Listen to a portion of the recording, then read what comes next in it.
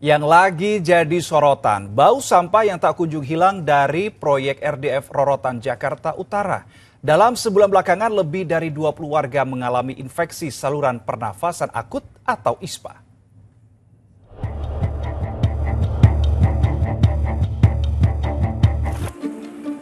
Uji coba pabrik pengolahan sampah Reduced Derivative Fuel atau RDF di kawasan Rorotan, Jakarta Utara kembali menuai protes warga.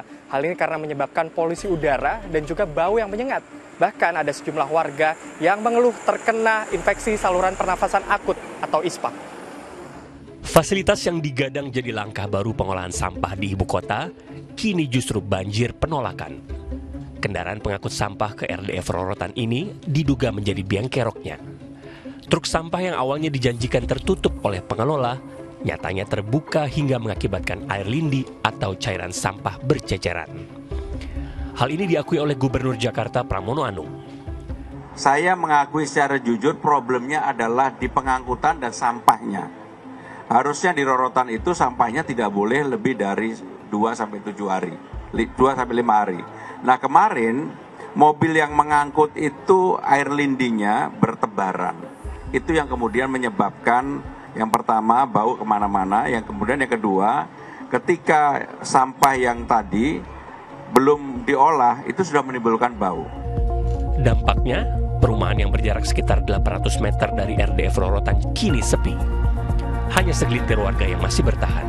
Sebagian lainnya memilih pindah, bahkan menjual dan menyewakan rumahnya karena tidak tahan dengan bau tidak sedap yang datang dari operasional pabrik pengolahan sampah.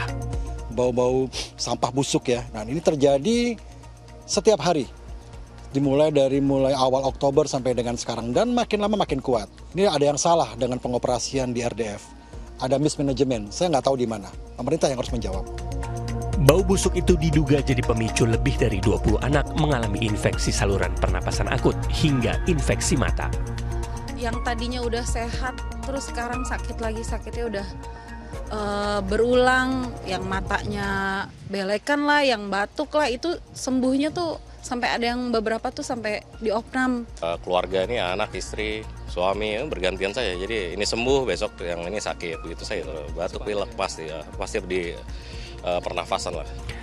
Warga mengaku telah berkali-kali berdialog dengan pengelola, namun semua di luar yang dijanjikan, tidak sesuai dengan fakta di lapangan. Kita dialog yang lebih sering kan ke pengelola ya, lebih ke Dinas Lingkungan Hidup. Makanya kita mau ketemu lagi, minta audiensi ke gubernur untuk ngobrolin ini, untuk bisa direlokasi ataupun ditutup RDF ini. Karena memang warga kami ini sudah levelnya itu udah marah ya. Niatnya mencari solusi untuk mengolah sampah ibu kota, tapi justru menimbulkan masalah baru bagi warga Jakarta. Kini warga masih menunggu solusi dari pemerintah karena mendapatkan udara bersih adalah hak asasi setiap warga negara. Putu Bagus dan Fajrin Abdillah melaporkan dari Jakarta.